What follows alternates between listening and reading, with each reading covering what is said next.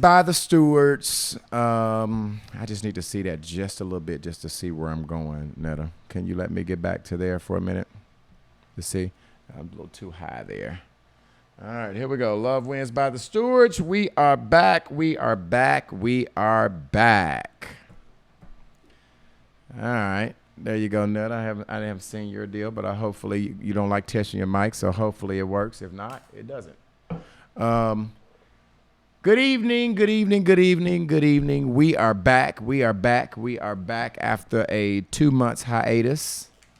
We are back. Netta, you there? I can't do it live, baby, if you keep switching the thing. Yeah, I was just trying to see that because your voice is not recording. I need to make that before we get too far in the deal. Okay. Can you say something to Mike and Tessa? It's going. That's how I know it's working, because it's going. Okay. Go ahead. You can put it back up. Hopefully it sounds right. All right. Welcome. We're just trying to get our deal. We hadn't did this in almost 2 months. Welcome to season 3 of Love Wins by the Stewards. I'm your host, B Level. I'm your girl, Netta. And we are have a show for you. We've been off for about 2 months. And how have you guys been doing? Hopefully somebody will join in on our Facebook Live. Now, just to pay a little bills, you can find this podcast anywhere that you stream your podcast on, what's your Apple podcast sources, Netta? Can you tell them about where they can find the podcast? Google. Let's say Google and Anchor. Yep. Anywhere you listen to a podcast. Yep. So anywhere you can listen to a podcast, on a mobile app, on your desktop, any place you can listen to a podcast, you can find us at Love Wins by the Stewards. So it's Love Wins with an S by the Stewards, and Stewards is Stewart. And there's an S on the end of that if you're searching for that. And then on YouTube, how do they find us on YouTube? You can find us on YouTube at Brian Stewart Sr. And Brian is Bryan, and Stewart, I just spelled that. So make sure you go on there to subscribe so you can get the notifications so that you'll know when we have a new episode coming up. And also, we are streaming live on everybody's Facebook page. Will you please click notifications? So we're going to start taping on Mondays, Sunday and Monday evenings. Sometimes we travel. Next weekend, we will be traveling back from Jonesboro. Randy has a basketball tournament. So we're going to try to do our episodes on Sunday night.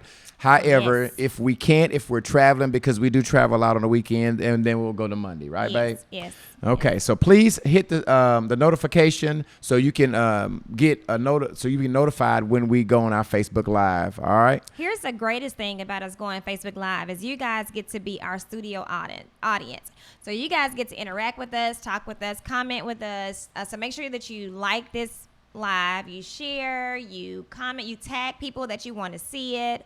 We try to be very entertaining, very transparent, as you guys already know. So make sure that you're giving us feedback, you're asking questions, you're giving comments, all of the above. So you guys are tagged in this video for that reason. So you were either on the show or asked to be on the show, or you just our favorite. So make sure that you guys interact with us on this live. We are live on my Facebook page alongside with Brian's as well. And so we can see here that we've got people on here, but we can't see their names like we normally do. Yes. We normally can see their names, but I guess we can see when you comment. So please comment, and when you're commenting on please make full sentences so that we can know, because a lot of times we're talking and your comment comes across a little delayed. So please make full sentences so that we can understand and respond back to the questions that you're asking. Yes, whatever your response is. So a lot of times people will come in and say, that's true. So if you're going to come in and you're saying it's true, so yeah, that's true, such and such. Or if you're responding to somebody, just make sure that, again, like Ron said, just make sure that you're doing it in a complete question or a complete sentence so that we can respond back to you guys properly. Yeah. And so maybe I should just look here. I guess you could see your questions on your phone.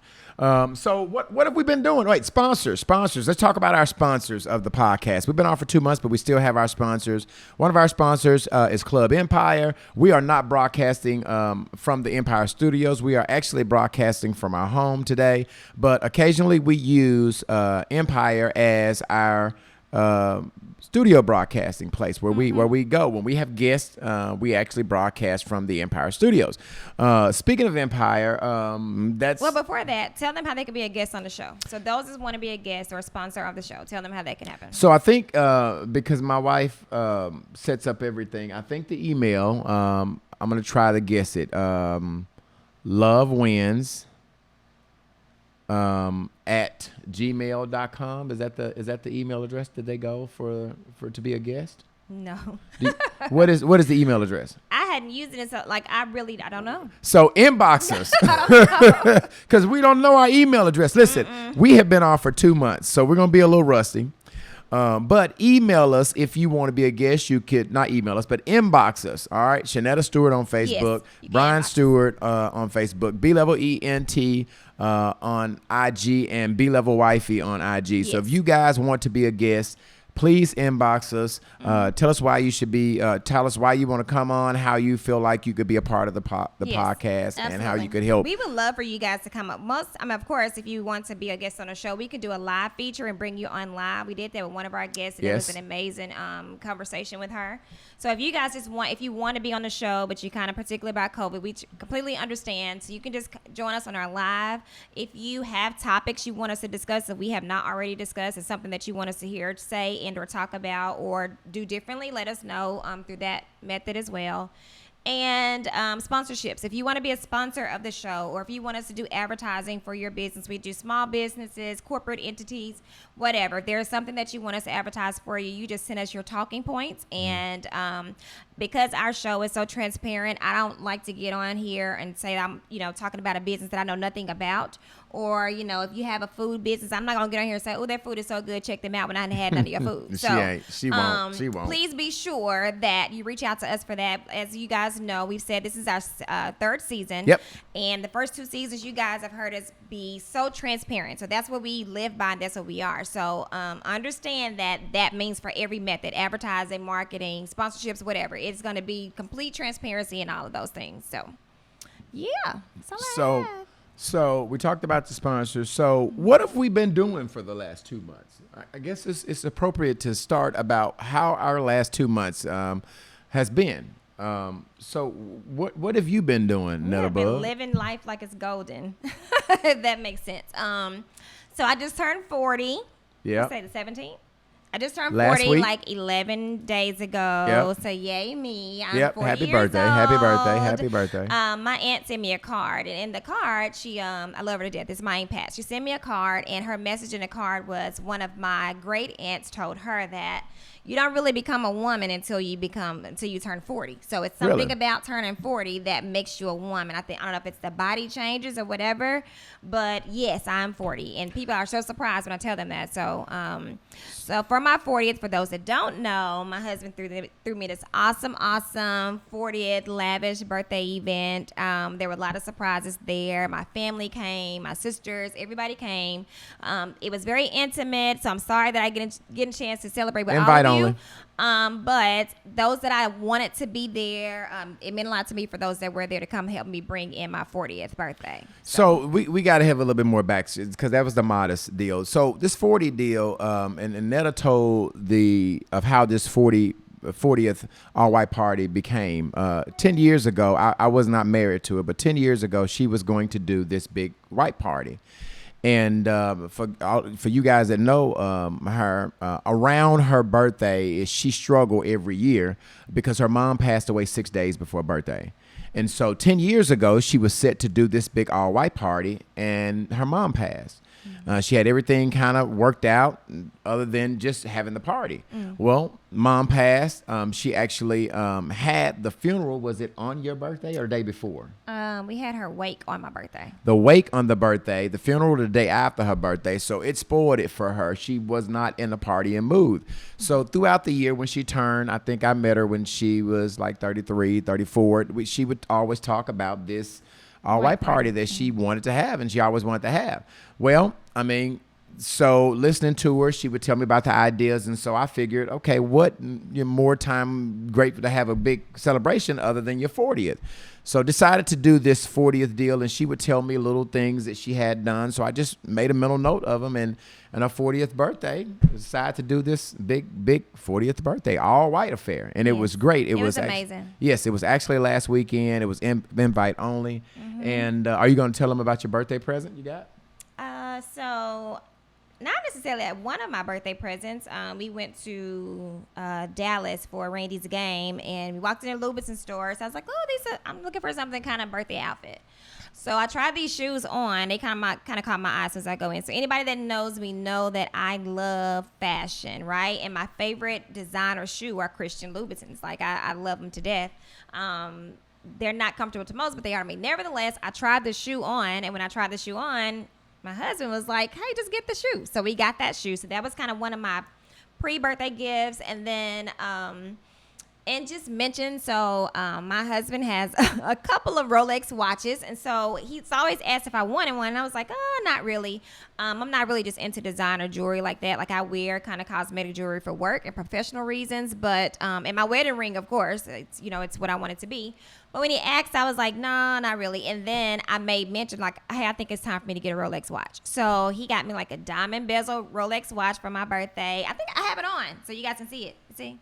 Well, wait, it's really weird, but anyway, that's my watch. And I like it because it's an everyday watch. So it's kind of silver, gold, and then also, like I said, it has a diamond bezel around it, so I can wear it daily because it's not a sports watch, but it's an everyday watch. It's not a presidential Rolex watch, a gold that I have to wear for special occasions. Like, this is one of those kind of, hey, I can wear this daily watches. So yeah, we buy that presidential. We got to have bodyguards follow you around. Yes. So I have my Welcome Rolex to the Rolly watch. Club. Welcome to the Rolly Club. And the only thing I want done differently, I mean, I love the facing, and like I said, it's diamond bezel. I was hoping that you guys can see it, but I think I just want him to get my initials on it. I'm like monogram crazy, so I want him to go get my initials on it at Cece's or somewhere. We can do that. That's what I got. So that's my present, and then my husband. He's like my everyday present.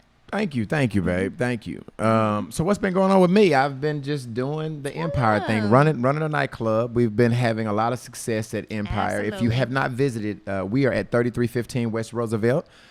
We've over the last 3 months we have just completed our Versus series, which it was amazing. I'm saying awful. It was amazing for the last 3 months. We started off with just local vocalists battling local vocalists. Then we turned it and we went to a national perspective, and we had just like national artists versus national artists. Like, for an example, we had the first one, we had Joe versus Fantasia, and then we would take those and have local vocalists singing all the Joe and Fantasia songs. Right. So the first week we had Dee Dee Jones and Haywood King doing Joe versus Fantasia. Then I think we did what's your artist that you like with Lucy Love? Jasmine Sullivan versus Erykah Badu, and that was amazing. Yes, that was Lucy Love and Tawana Campbell. Then we had Prince versus Morris Day, right? And that was Keith Savage and Jason Talbert. And then we had the finale, which just happened last week. It was awesome. It was awesome. It was R. Kelly versus Mary J. And that was Steven Spud Howard and Chrissy P. So, and then this past weekend, the biggest promotion I think we've had since Empire's been born, which was 50 Cent. 50 Cent came through. He hosted a party. He also he was coming out to promote his Branson Cognac that he has. It's called Branson Cognac. If it's not at the liquor store that near you, you can just ask them to get the Branson Cognac, because he came to Arkansas for the first time and he was at Empire. So we're coming off phenomenal momentum at the nightclub, and so that's what I've been doing for the last 2 months. Okay, so when we were just about three to 5 minutes ago, we were kind of going through the topics we were going to discuss. And so one of the topics my husband brought up, I was like, oh, I really don't want you to talk about that. I don't want you to say that or do that, whatever. But we are like an open book. And I don't know if you guys saw, but last week he put on his post that, I think he said something to the magnitude of, is it okay for me to, what did you say? Is it okay to call yourself the GOAT? Yeah, is it okay to call yourself the GOAT? So, those of you Does it sound arrogant? That's what I was asking. Is it arrogant? But those of you that have been around my husband for, a length of time. I don't care how long it is. I was telling my sister this last night. We had a 2-hour conversation, and I told her, I said, when he made this status, I told him, I was like, yes, you have every right to do that, because here's the thing.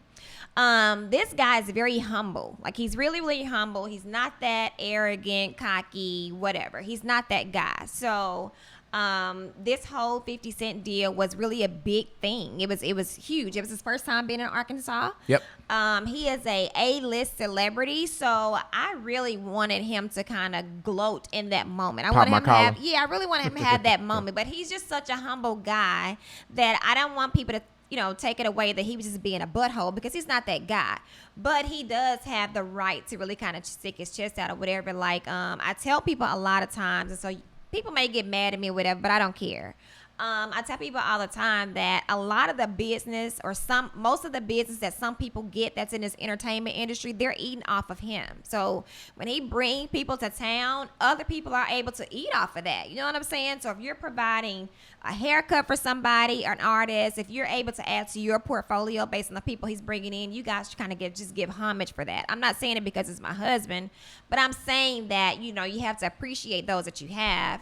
So that's that thing. But the thing that I didn't want him to necessarily say up until just now when he was talking, it was that, so of course you guys know he's been doing this entertainment thing for about 25 years. It's actually 31, babe.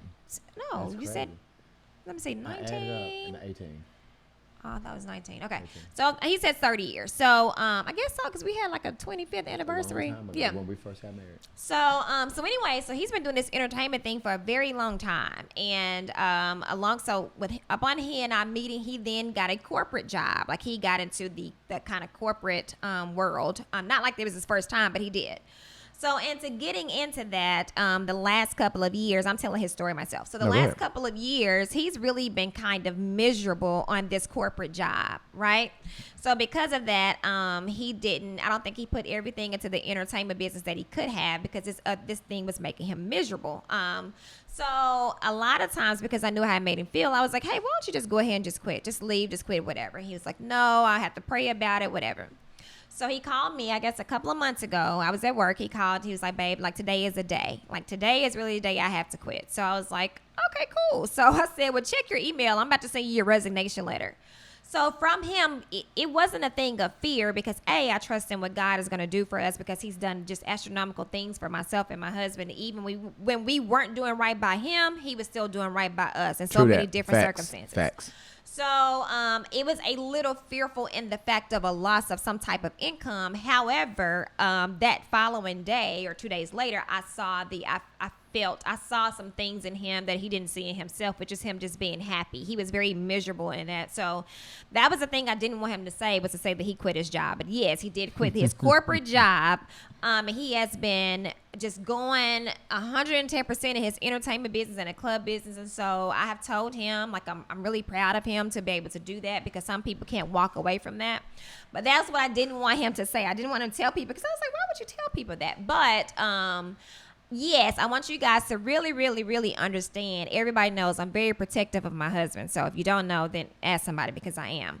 But I want him to know, and I want you guys to let him know as well, that it's okay to toot your own horn. Like, it's really cool for you to be able to say you have done the things that you're done, and also the things that's coming for you. So it's amazing. Most of the time, I really don't like arrogant people. I have a couple of friends that's pretty arrogant. I don't like arrogant people. I've come from nothing.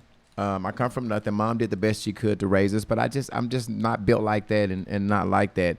Mm-hmm. And going just a little bit history on the job deal. I struggled, as my wife said. I'd been on this job for almost a decade, 8 years that I gave this company.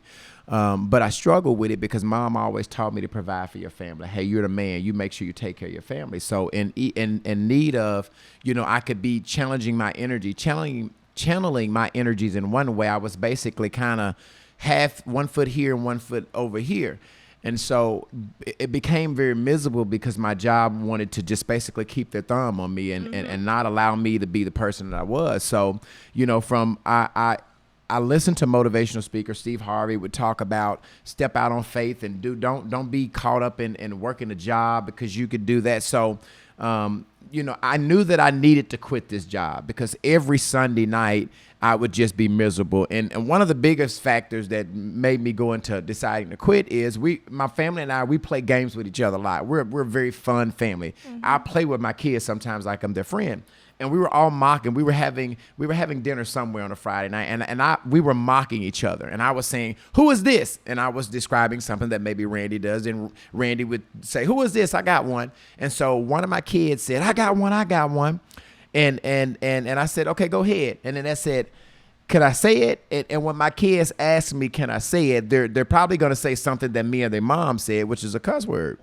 And so I said, "Go ahead, baby, and say it." And I can't remember which one of our children it was. I don't know. It was Madison. It was Madison. She said, "Can I say it, Daddy? Can I say it?" And I knew she was going to say something funny. And she said, I said, "Yeah, baby, go ahead and say it." And she said, "Who is this on Sunday evening? Man, I hate this job. I hate it."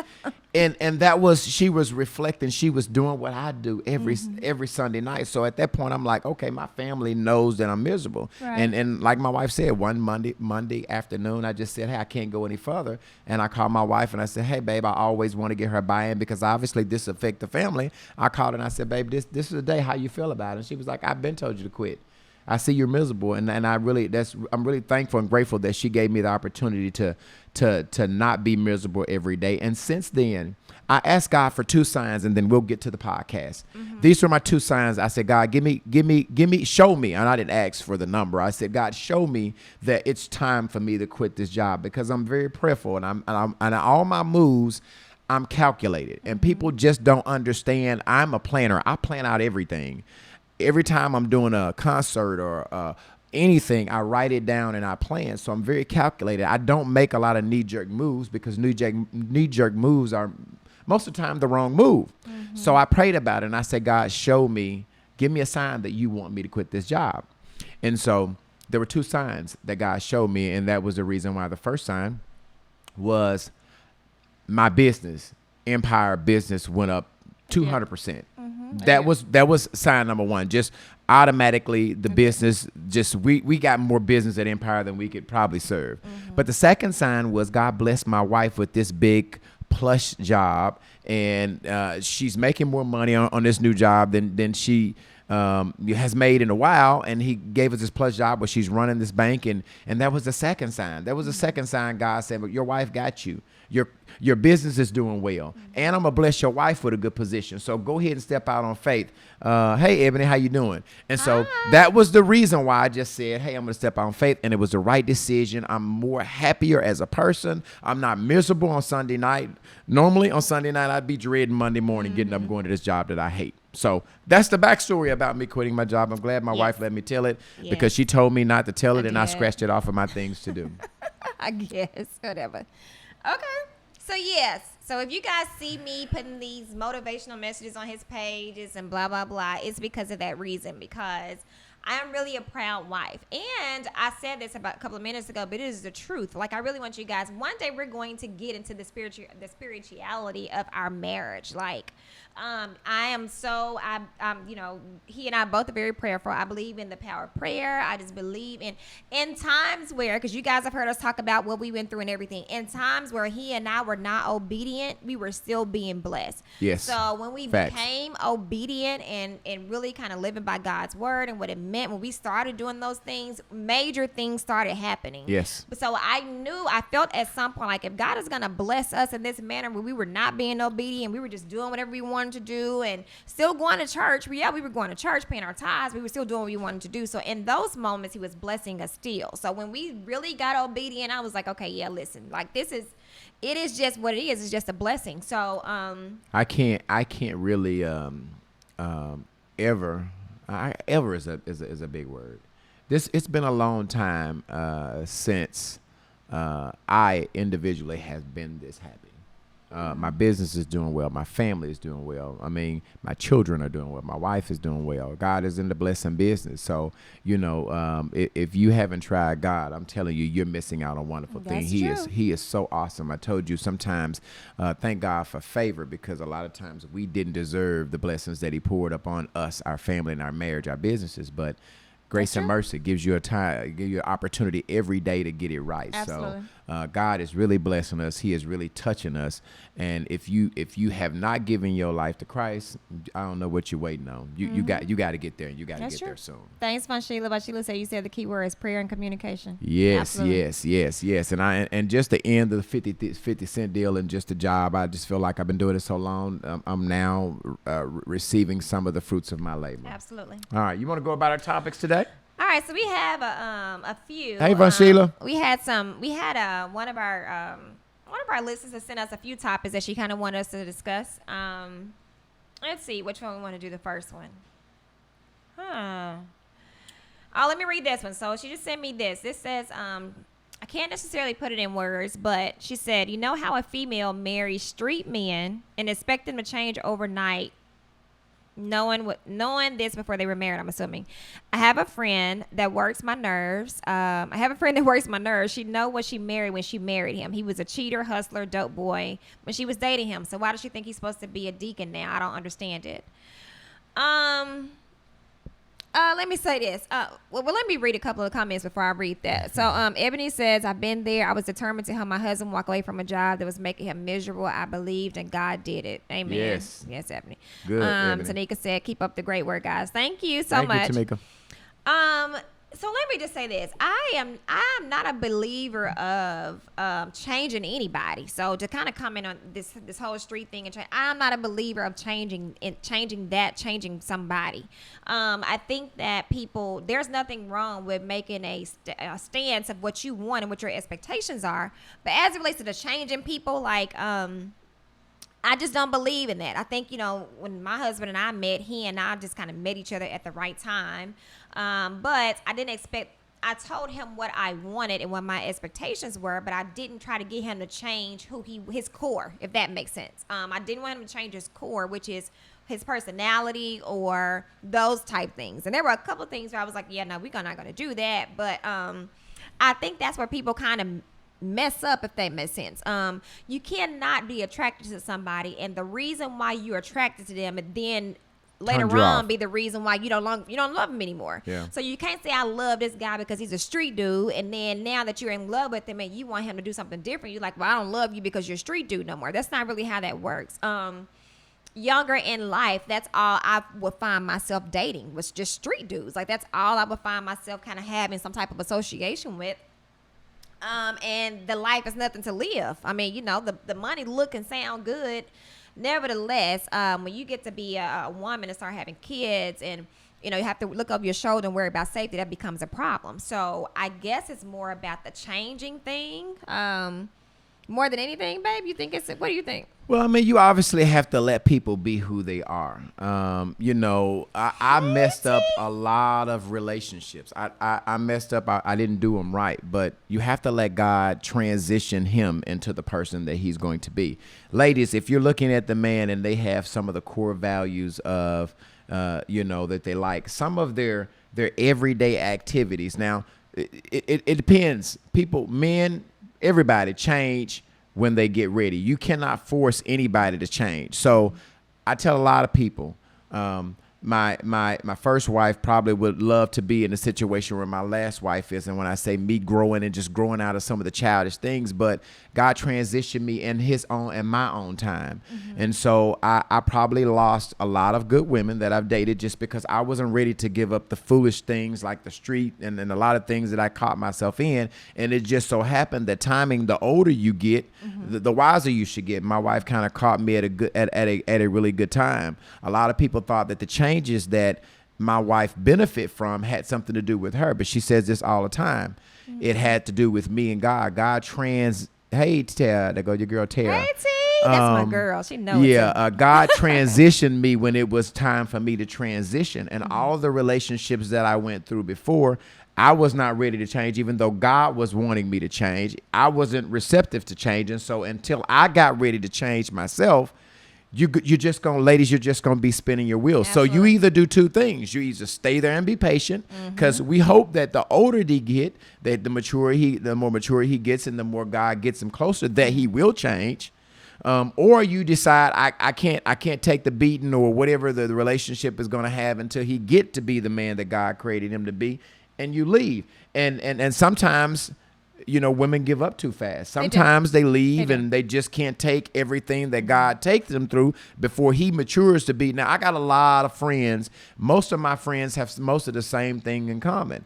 Some of us get to point A quicker than others. Yeah, some people settle down and be a good guy at 30. Some of them it take 35. Some of them does it really early at 25. So I don't know what to tell you. You have to be patient. Mm-hmm. And if he has some of the main ingredients, like he love his family and he's a good guy, just because you might not like his job, he's a street guy, he's a gambler, he's a hustler. Some of those things you can pray about. You can say, God, please take this way for him to be in the streets. I mean, that's a choice. That's a personal choice that you have to make. And some people decide to get out before God transition them into the man that they're supposed to be. Yeah, and that's what I said. That I've said this a few years ago, and your cousin Shayla kind of said in her post, I guess about last week, that's what she said. She said, because I made a post or status that said that, I happened to pick up the lottery ticket and cash it in that somebody else had. You know what I'm saying? So a lot of this is just my opinion. I'm gonna keep it real with y'all. Mine too. It's so crazy because a lot of my husband's exes don't like me because of that reason. They have no other reason to dislike me other than I had the man that they wanted him to be. Not like, okay, you still want my husband. What I'm saying is that the treatment that I get or the changed person that he has become is the person that they wanted him to be at the time that they were in a relationship with him or married to him. It was like, okay, so now you're being this amazing husband to her, or you change some things about yourself to suit but it's like, I'm able to benefit off of what they didn't have that person. The person that I have is what they wanted him to be when they were together, and that just wasn't the time to do it. So it is not a sense of jealousy. So I never want to say that any other women are jealous. I think it's just envy. I think it's envious of them just thinking that this guy that you now have is a guy I wanted him to be.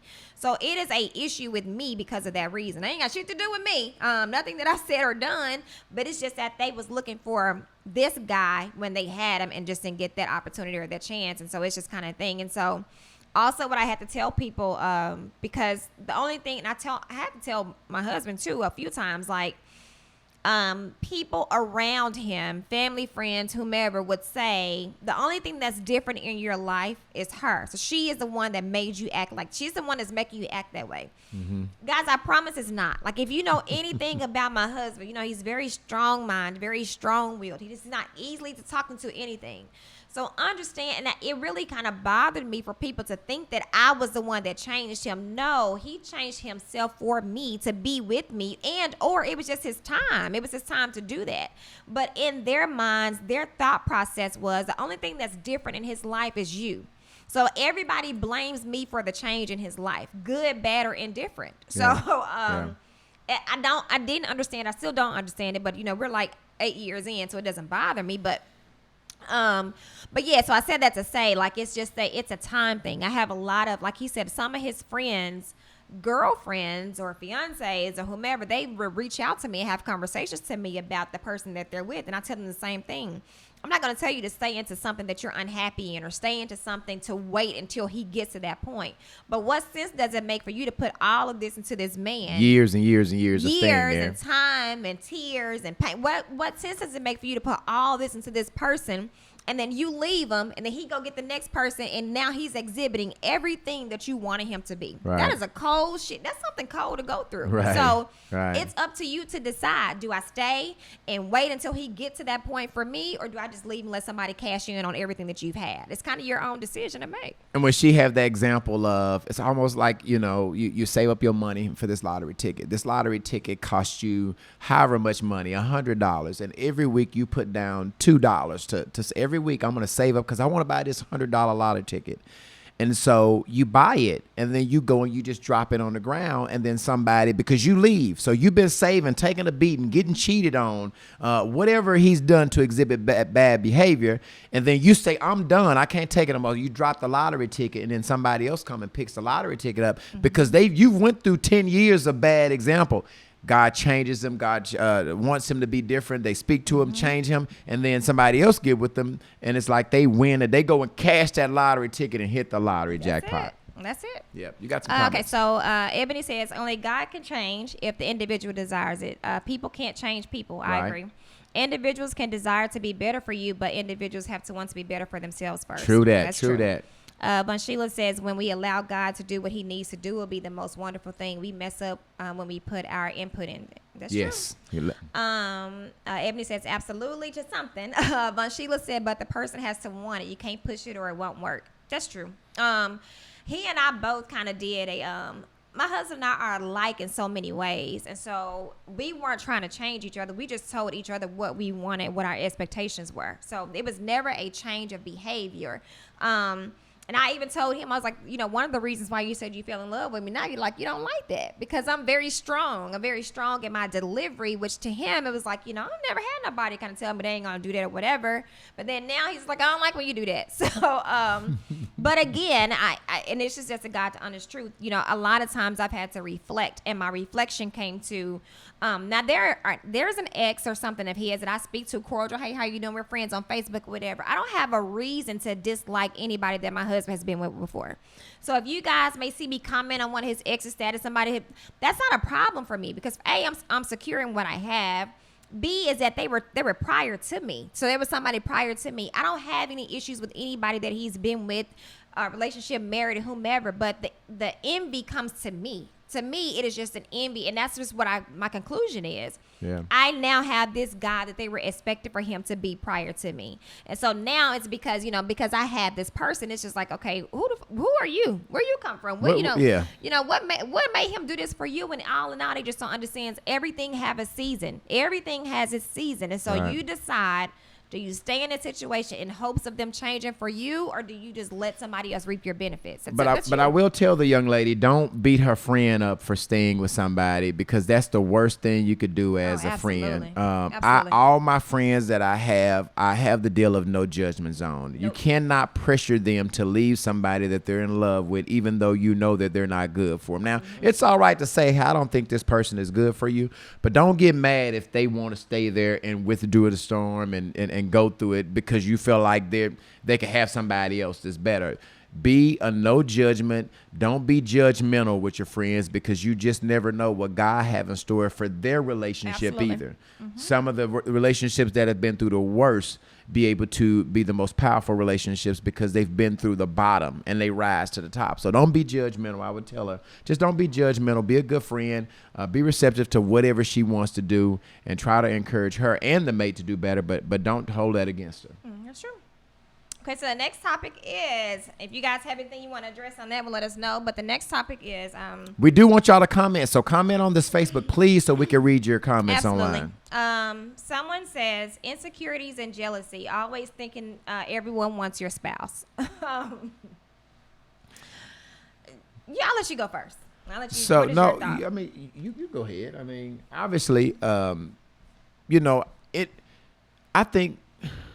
for envy and jealousy, I don't think that that's a real big deal for my wife and I. And one of the reasons why I don't think it's a big deal for us is because we're both secure on who we are. Mm-hmm. We both know that there's no reason. First of all, we know that grown people going to do what grown people want to do. That's so true. being insecure and jealous is not going to stop them from going and cheating on you or doing whatever. So there's no need to be worried about it. But I think insecurity and being jealous comes from not knowing your value and who you are. And I think my wife and I both know that if we wasn't together with each other, we would be with somebody else. And so we have no reason to be jealous of each other or think that we're not worthy. Because another thing is jealousy is real big when you unequally yoked. When you date somebody absolutely. that, when you're an 8 and your partner is a 2, that's one thing you have to do. You have to date on the same level. If you dating somebody that you feel like you shouldn't have and that's out of your range, your jealousy is going to be very high. That's true. But if you're secure in who you are as a person, jealousy should not be a real big issue in your relationship. If you're secure of who you are and what you bring to the relationship, if you feel like, man, I got her and she really ain't feeling me because she's out of my league, then obviously whoever she speaks to, whatever dude she acknowledge, you're going to feel like she's got something because you feel like you shouldn't have her anyway. Right. That's and true. so confidence will kind of negate from that jealousy and being jealous of what your wife has or your husband has going on too. You got to be confident that you are, you're deserving of your mate and your partner. Yeah, we don't have we're not that way. I do sometimes. It's weird.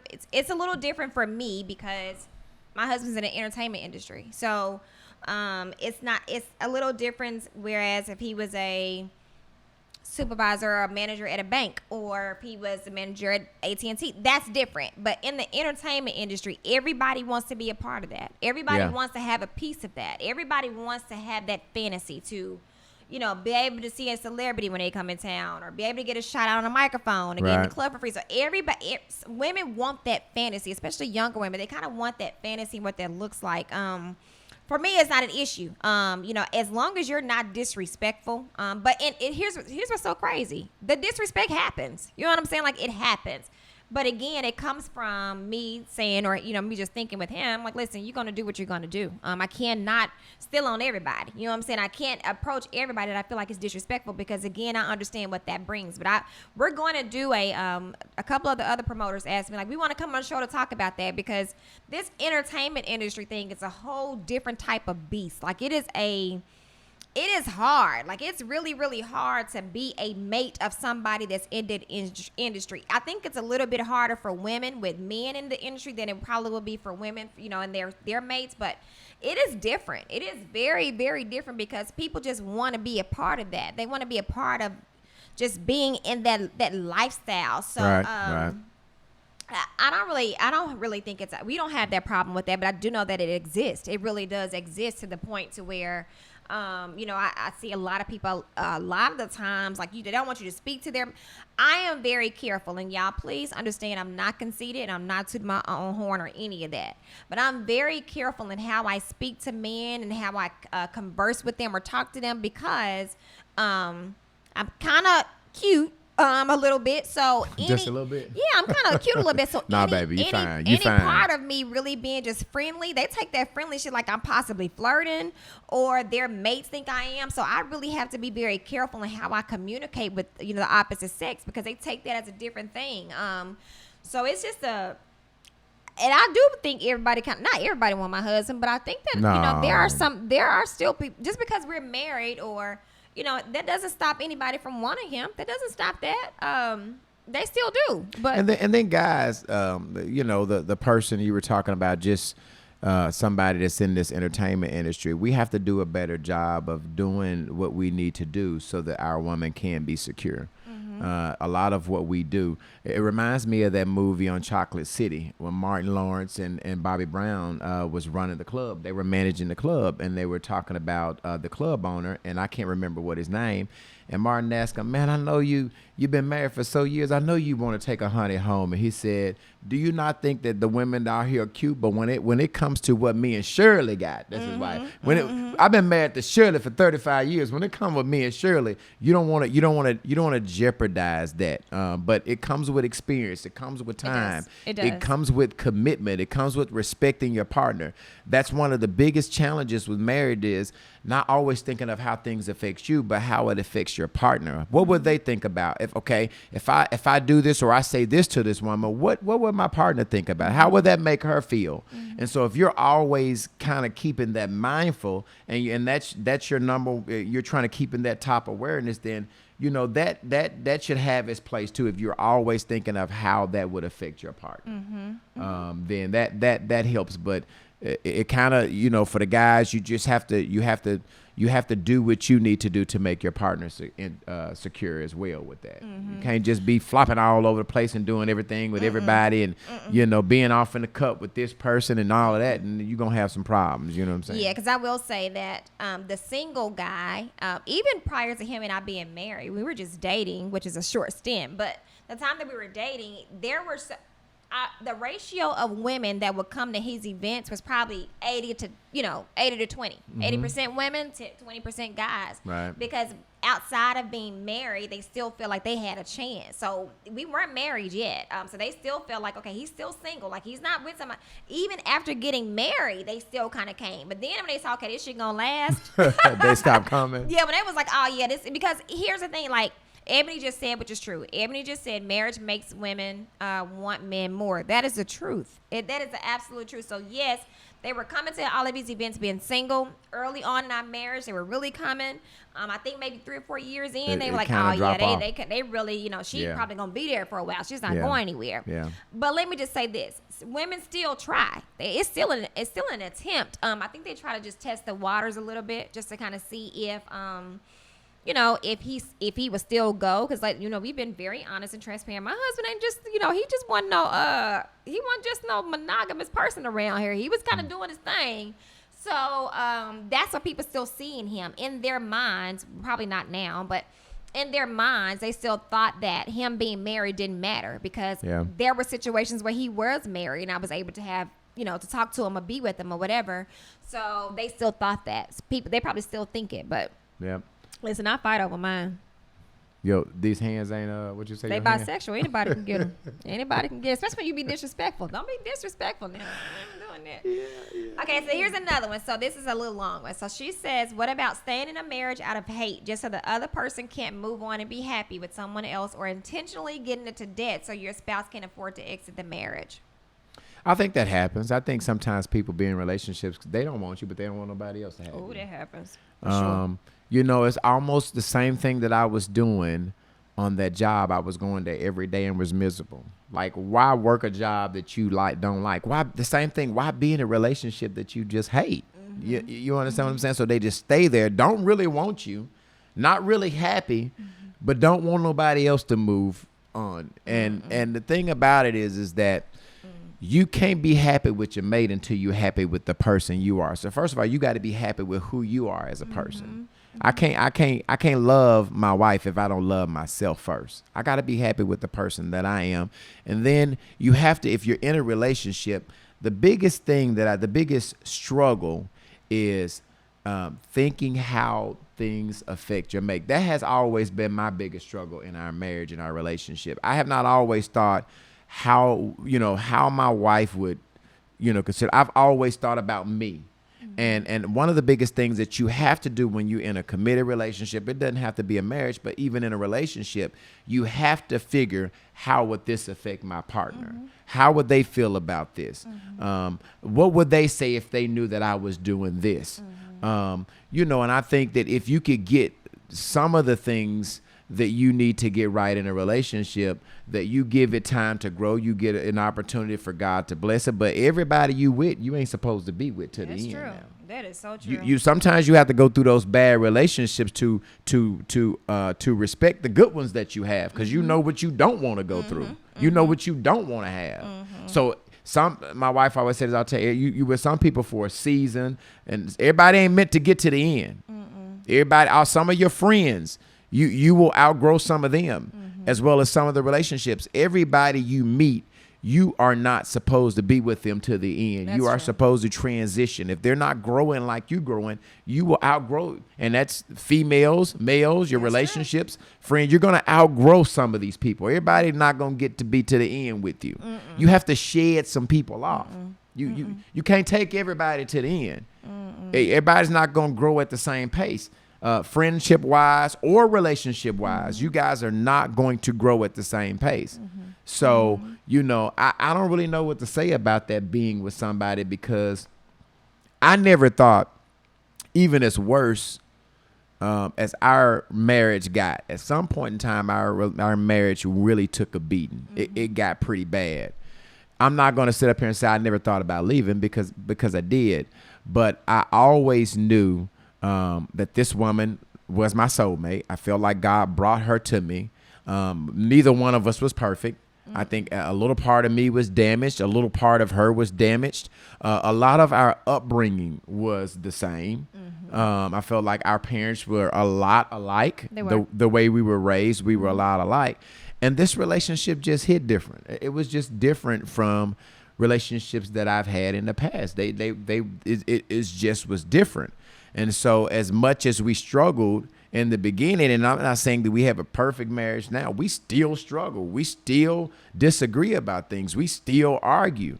But I just felt like I never felt like this was not my person that I was going to be with. I have one of my best friends. I have several best friends, but one of my good friends, Bun, I would always tell him that, hey man, I'm with my wife for who God is going to transition her to be. And I hope that she's with me because I'm not perfect now. I'm getting better. I'm supposed to get better every day. And I pray that God makes me a better father, a better husband, a better boss man, a better club owner, whatever that I am, a better poker player, whatever that I do. I pray that he makes me better every day. And so what I'm saying to you is I always knew that God had his hand on our marriage, and I always felt like she was the person that I wanted to spend the rest of my life with. I just had to change some things, and she also had to change some things, but I never got to a point where I didn't feel like she was my soulmate. Did we struggle? Yes. Did we argue? Yes. Were there some infidelities? Yes. But I still felt like that God would transition me into a better mate, and also transition her to a better wife. I always felt that way. Yeah, and in that, I want to ask you guys that because that's been a question of when we talk about that. That's a question of ours. Like people ask. I want to ask you: do you think that if there is infidelity, do you think that means that you don't love your mate? If there's infidelity in your relationship or marriage, does that automatically mean you just don't love your mate? People say, if you cheat on me, you ain't love me. That's what you're saying when they say that. Yeah, because I think he and I, as I said, we were very vocal about it. He and I both were in, because let me just say this. I would say when it was his infidelity or my infidelity, I would say, I don't want to do this no more. But it's so weird because I still wanted to do it. So I didn't, on my behalf, there was never just any infidelity because I didn't want him anymore. That wasn't the case. And also understand this, I'm not holding on to him because I don't want anybody else to have him. And I never held on to him for that reason. No, I that's never the case. There were times where I just didn't like him. It wasn't, I didn't love him because I've loved him continuously. The type of love that he and I have is a different type of love than I've ever had with anybody. And he's had the most vulnerable part of me than anybody has ever seen before. There are things that I've shared with him, disclosed to him that he's seen that nobody has ever seen before. And I have been married before. So I just, again, it wasn't that I didn't love him or I wasn't in love with him. I just didn't like him.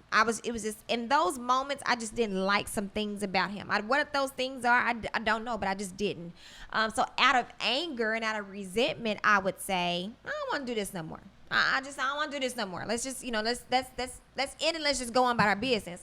But that wasn't the case. I think it was just kind of out of me just kind of being upset or me just feeling some type of way. So I want you guys to really answer that. If your mate cheats on you or you cheat on you, does that mean that you don't love him anymore? Is that what the stance is? Because people have kind of course, like, we've been very open, but people has asked us those questions like, you guys kind of been through, what is it going to take for you? What can happen where you just decide you don't want to do it no more? Because we've been through it all. So I want you guys to respond to that when we kind of go to the next. Babe, what do you think about that before we go to the next little topic? I think we already have. I mean, like you said, there were times that we both really didn't like each other, even though we still loved each other. And so Shaquila says no. My thing is, I just knew that this wasn't the end. I wasn't my best me, and I don't feel like I still am. I feel like God is still transitioning me. Every day you get up, you should try to be a better person. You should try to do something different than you did the day before. If you're not, you're going backwards. If you're not trying to be a better, whatever you are, all that I am, I try to be better at it. The next day every day that God blesses me to get up and let my feet hit the ground to go and live life, I try to be a better person than I was yesterday. Mm-hmm. He gives me new grace and mercies every day. And so I try to do right. I just try to do right. And so even when we wasn't good people, even when we wasn't good stewards for our marriage and for our family, I still believe that God was going to bless me to be a better husband for you, and that God was going to bless you to be a better wife for me. I believe that when I would talk every day with my friend Bond, and he would. But I promise you, I believe that every day, and I'm still seeing growth. I'm still growing. And here's the big thing about my wife is, she said vocal. She is very vocal about what she wants, what she don't want, what she like. But I used to resist that. I used to argue with her all the time, and not really argue with her, but just fight on it, just go back and forth. And now, when my wife get very strong about what she wants or what she feel is right, and I disagree, a lot of times, y'all, I just don't say anything. I just, pray about it. And a lot of times, and this is the honest God truth, and I promise you I'm not saying this, a lot of times she'll change her mind. If I fuss and argue and fight with it, she gonna fight me. But if I just say, no, whatever, I ain't tripping about that. You know what I'm saying? And I'm very laid back like that. Understand that in our household, that's the person that I am. That's true. I ain't gonna do a lot of tongue swapping and arguing and lip. I ain't gonna do all that. And my wife, I said, whatever, Netta, if that's what you want to do, whatever. Why is that? Whatever. And a lot of times, if I just don't pressure, if I don't argue about it with her and just let her think whatever she went in, a lot of times she'll come back and she probably won't say that I was right, but I'll see a different behavior, and I'll see whatever we're arguing about, it won't happen. So that's my confirmation that I've learned how to work her, and vice versa. I'm pretty sure she's got a lot of things that she learns how to work me. But being married to this woman for as long as I've learned how to work her. Like I've just learned how to work her. So, Shaquila, are you saying no that can you clarify? Are you saying no that it does not mean that they love you if they cheat? Or can you clarify that a little bit? Because you just said no, so I'm not really sure. And then the last topic is just from this same person, really quickly. She said, how do you bring balance in marriage? How do you bring balance in marriage, work, family, friends, and personal? So I guess a balance between the two. So I guess I'll go first in this. So as my husband just stated, we have very similar backgrounds as far as our mothers go. Like our family has been connected for so long before he and I. 30, 40 years we have family connection. So the upbringing of our mothers were very similar, very, very similar. And so my mom taught us, my sisters, I have two older sisters, and her thought process, and she taught us too, I don't care who it is, y'all are all y'all have. So that's what my mama taught us. Outside of me, I don't care who it is, y'all are all that I have, right? So we always thought it's just us and then my mom. We had an amazing stepfather. But I remember one time that we always have kind of family meetings in the bathroom with my mama. So weird. But we would have family meetings in the bathroom with her, and we had a conversation. We were just kind of talking to her openly about some things. And she told my sisters and I, like, my husband come before y'all. And we were just like, are you crazy? What do you mean? We your kids?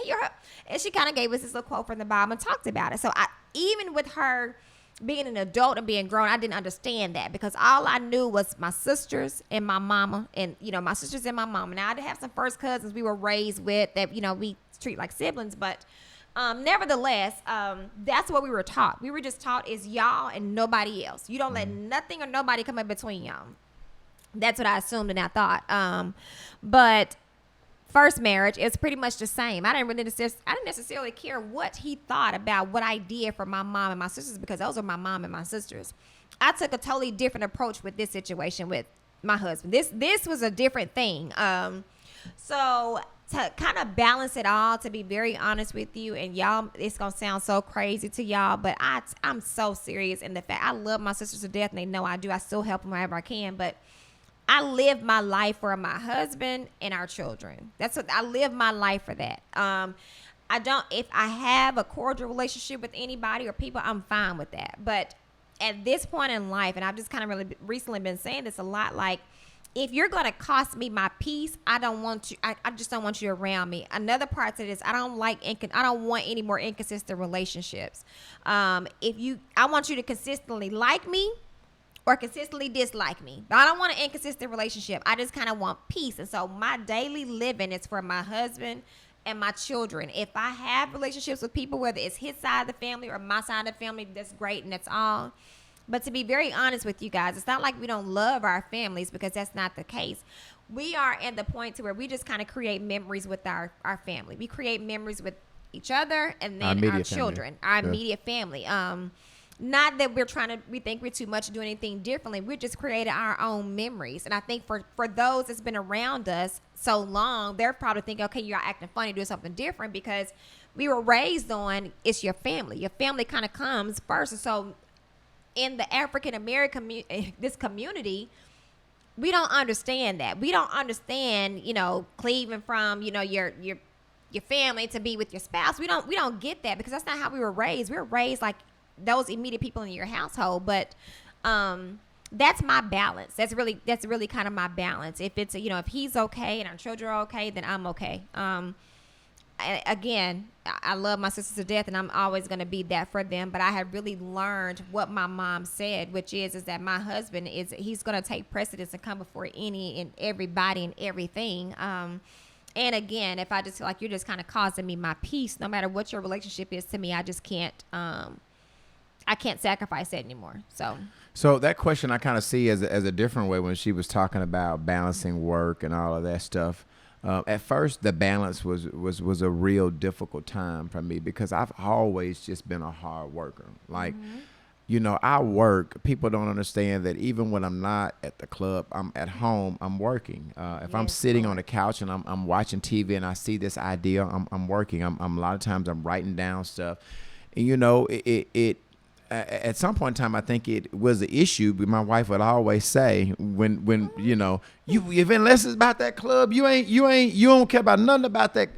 And I think that was a lot of part was her just being mean. Sometimes she would just be mean because she knows that I go just as hard for this family and for her as I does. I don't do anything. I don't have to do anything. That's true. I don't have to do anything.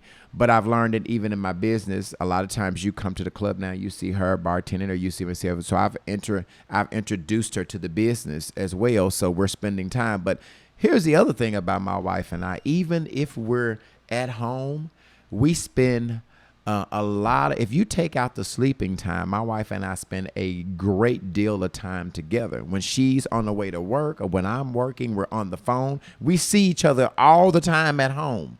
But then our kids would be like, how y'all get in the car?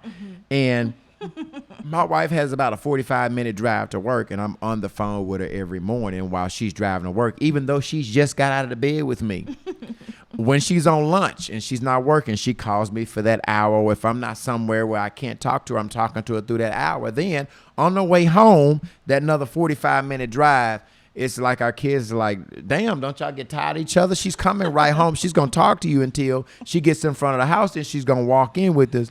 But that's the balancing. That's balancing. My sister used to be married to this guy that stayed. I told Jaden to quit slamming that door. That boy just slammed the door all the time. My sister was married to this guy that the whole time that they were married, he stayed fighting wars. And I used to tell them, I said, how do y'all balance that?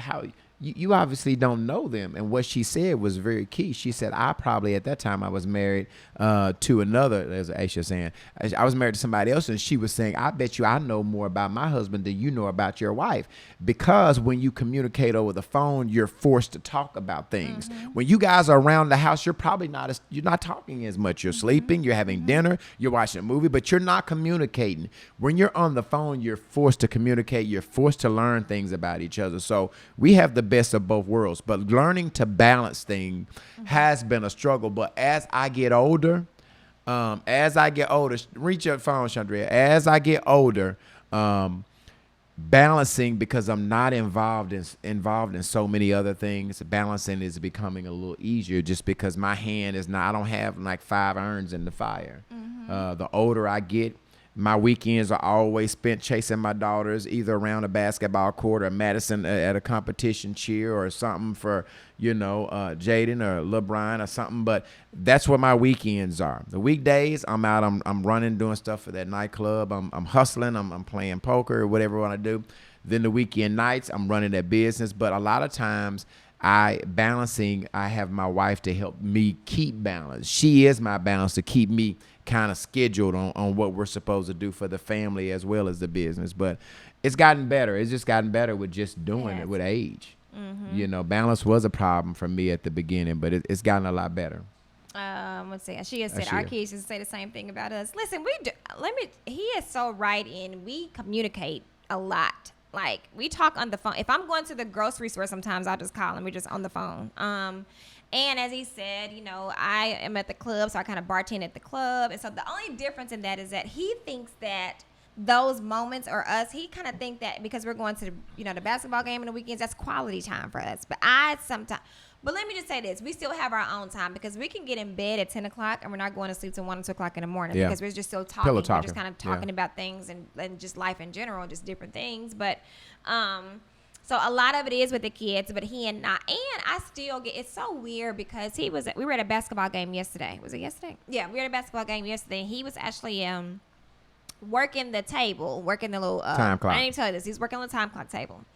So I went out Friday night and with some of our mutual friends, and y'all, they made me pay for I didn't really drink a lot for my birthday, so they made me pay for that. So I took like 6 shots of Don Julio. So I was fine as long as we were clear. When I got in that truck, oh my gosh, like I was sick. So I didn't start feeling well until yesterday about 5 or 6 o'clock. It was rough, like it was really rough. And so when we get home, so you guys see that I kind of got this little hair or whatever. So when we get home, as soon as we got the truck, I just started regurgitating. Like, so he kind of pulling my hair back and all this stuff. And he get me in the house and undress me and all this. And the next morning, he's on feeling well. So he gives me Gatorade and all this and just kind of does whatever. So when we got to the game yesterday, I still wasn't feeling well. And then I think like the second part of the game is kind of when I started feeling a little bit better. And so yesterday, I was just kind of looking at him like, dang, like not like in amazement, but I still like, you know, he and we're kind of having this refreshing, renew marriage relationship thing because we went just a couple of years ago. We were going through a really hard time. So I still look at my husband and get butterflies. Like I still look at him and just kind of think about the things that he does for me and for our family. And so that little thing may have been something minor for somebody else, but it was just kind of like how he takes care of me and how it's just kind of those little small things. So yes, he knows that I like nice things. We do nice things for each other, but it's not always just kind of like physical things or just financial things. It is just those things of, you know, when I get sick and I'm not feeling well, he's not feeling well, or we just laying each other on the couch, but I still look at him and he makes me smile. Like I can still look over at him across the room. I like to see him in his element when he's kind of doing an entertainment thing. I like to see him in that because I know that's something he loves to do. But he still gives me those feels. So I guess that's probably really why we do a lot of the time together. I think we're still dating each other. A lot of times marriages, you don't date each other. I still tell my wife, you look good, babe. I mean, during the day, she'll text me, I love you, out the blue. I still do that. We still text how important we are to each other. So the dating stage, like I think marriages get comfortable sometimes. You don't tell your wife she's beautiful. You don't tell her I like what you're wearing. You don't tell her I love you. Just random texts about those things because you can get so repetitive a lot of times in your relationship and complacent in your relationship, and you don't feel like you have to work anymore. And it's always a work. In order to keep it new, in order to keep it fresh, you have to grow. It is challenging every year to figure out birthday gifts for her because you feel like, what do you give somebody that has everything? I say more of everything.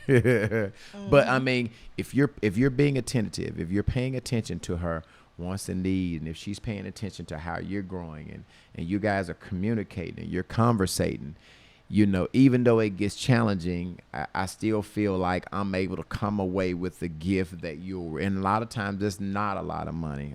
This year I spent a lot of money, a lot of money, but a lot of times on birthday gifts, it's a card. And I write some things that I notice about her on the left side of the card.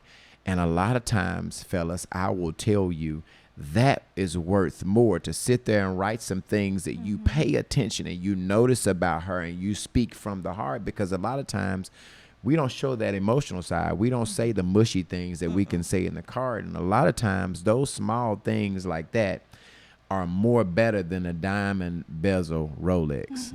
Is it? Yeah. You know what I'm saying? Those cards where you write what you mean about how much you love her and how valuable she is to you. Those gifts go further than any monetary gift that you could buy her. A lot of times, you know, I feel like my daughters and I tell her all of this all the time. When I first met my wife, I felt like Randy was a little younger and Madison was a little older, and I felt like Randy and I were a little bit closer than Madison. And now I'm seeing that flip. I come in every day and I'm looking for Madison. And not that I'm not close for Randy, but I think Randy goes to a stage. She's getting to the stage now where dad is. You know, all your girls, all your kids, mostly between the age of 12 and 14, they go through that stage where you just not cool to them. And so I think that Randy. But she said today, she was like, you know, heard her today. You were honored. She was like, I'm a daddy's girl and Madison's a mama's girl. I didn't hear that. She said, yeah, I'd rather be with daddy and deal with daddy. I'm a daddy's girl. Madison's a Yeah, mama's I feel girl. like now that Randy and I are, you know, I'm hitting the wall with her. Even we have this connection with basketball. You guys know I love basketball and Randy loves basketball. So, you know, at first we had this connection with basketball. I coached her when she was 3, 4, and, you know, she would listen to me. And now I feel like she doesn't listen to me as much. She's kind of blocking me out, and I'm going through the stage where it's just driving me crazy and learning how to just step back. But I feel like now Madison as position, I felt like, you know, your kids kind of grow, and she's not at that 15 age, but Madison is 14. And so she went through that stage. She's coming through it. Randy is going into it. Madison is coming out. And so now I feel like our connection is a little bit closer with Madison. And I feel like me and Randy is butting heads a lot. We even butt heads on just dinner. Like when we're riding and coming for practice, we're just butting heads. We just don't get along. And she blocks me out and she ignores me, and I know it. And I'm just learning, because it used to drive me crazy. It just used to drive me crazy because I felt like she blocks me out. But I'm just learning how to, as a dad, just say whatever, you know. I'm just gonna give her time to, and I know that in 2 years, it'll come around and she'll snap out of it. But that deal that I was telling you about is, a lot of times my wife noticed how I handle our children and how I'm a little bit harder on Jaden and Brian because they're boys. And I think that's also attraction too, of the way I intertwine with our children as well. She had said, what did she say? Oh, it's important to still date.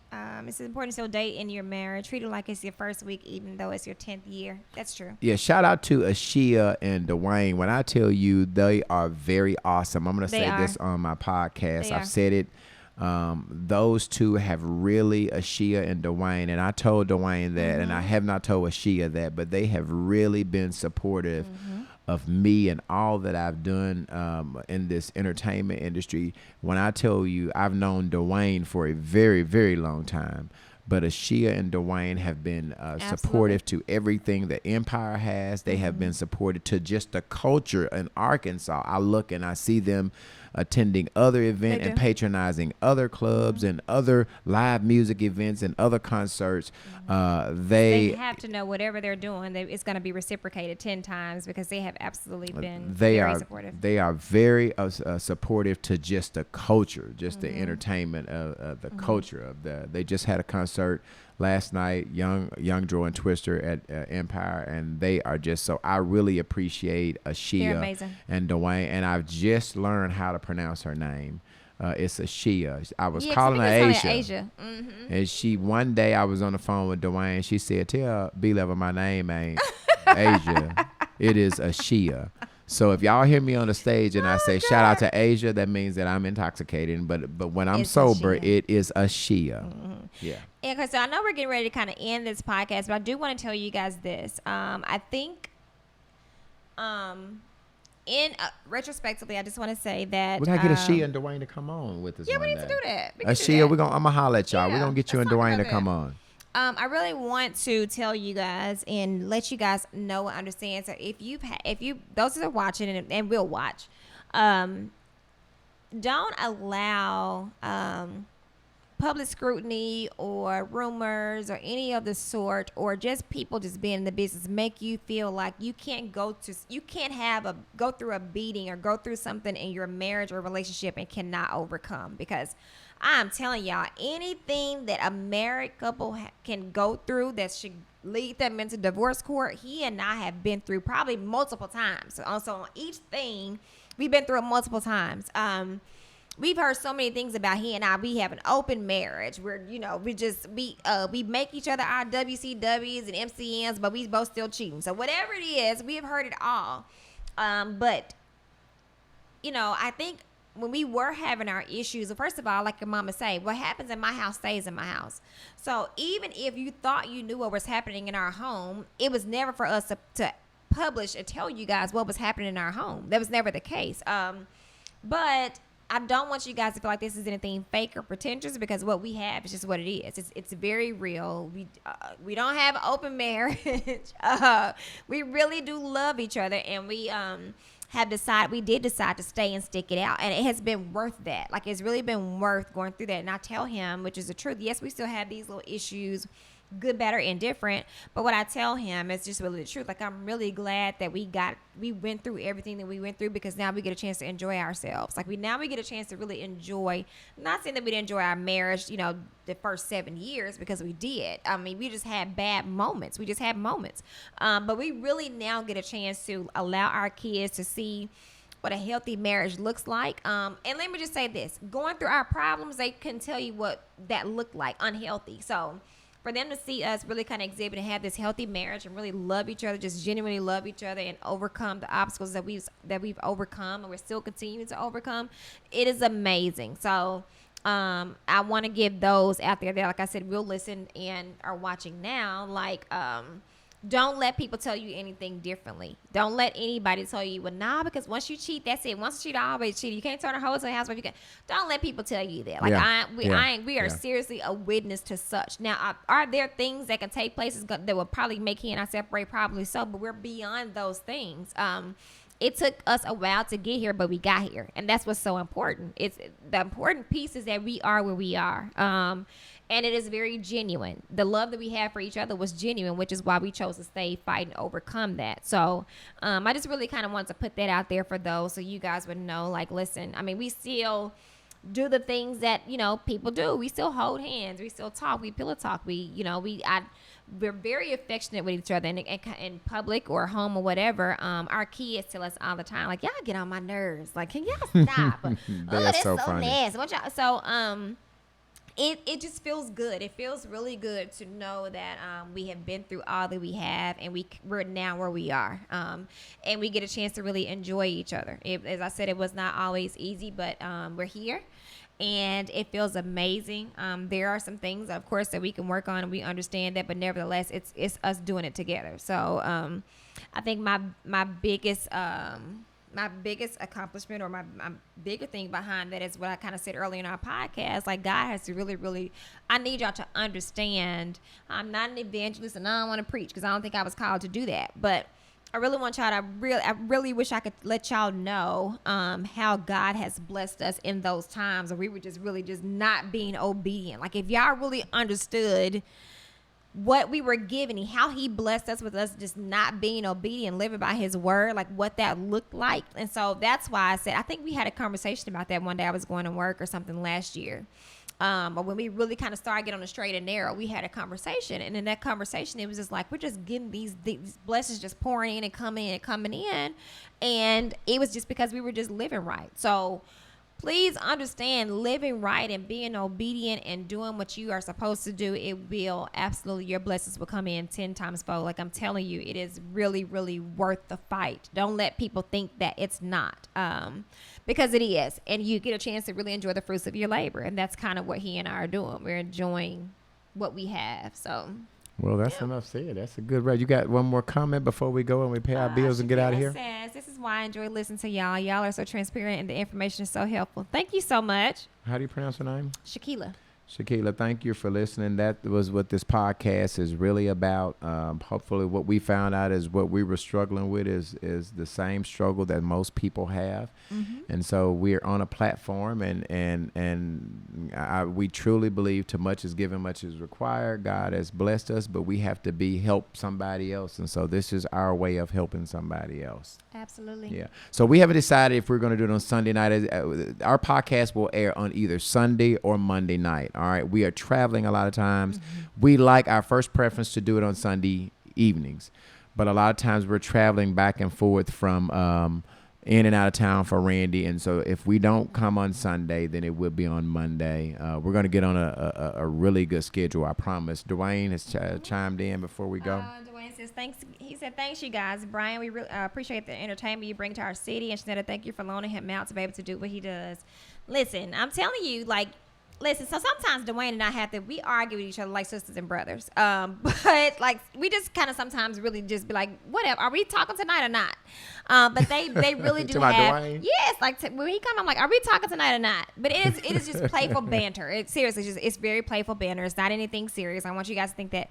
But they are very supportive in, as you know, my husband said, they're very supportive in the business, and they're also just in the culture itself. So whatever you guys are doing or coming up with, I know you guys have some things coming through. Understand that we will support you in those endeavors 10 times fold, because you have done that for us. So we truly appreciate the genuineness of the both of you, and we can't wait to see what y'all have come up. And we're gonna have Dwayne them on the podcast. They come we're on gonna the figure podcast. out where you come on We the gotta podcast. get them on here. So we're gonna talk about something. Yeah. So Something. they can see this podcast. Tell them where they can see the podcast. So you can get the audio visual on YouTube. So make sure you go on YouTube and subscribe to Brian Stewart Sr. and it's spelled Bryan. Stewart is Stewart Senior, and subscribe so you can get notification we upload a new episode. Yep.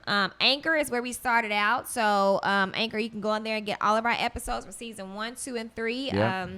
Maybe this season, so our last 2 seasons we did a live panel. We probably will do another live panel because everyone seems to love that. So we'll probably put together some type of live panel for this season as well.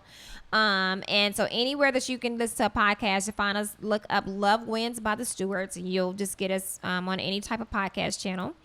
And again, if you have any type of topics you would like for us to discuss, inbox myself or inbox Brian, and we'll discuss some as we have, because all these topics that were tonight came from someone.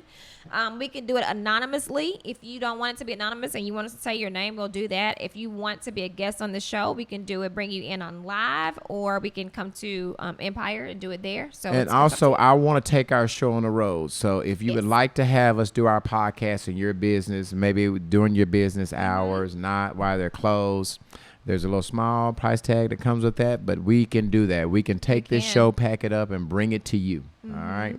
Sponsors, just inbox us, and that's pretty much it. You got anything else you want to say? Dwayne said, "You my sis." You know, you my brother too. That's why we do that. That's what brothers and sisters do, right? That's all we have. All right, that's a wrap. We will see you next week on Love Wins by the Stewards. Thank you guys for joining us. It's pretty late, but thank you for joining us. We appreciate you. Please like and share this video when we save it. Yes. Thanks. All right. Thank you, guys. Have a good night.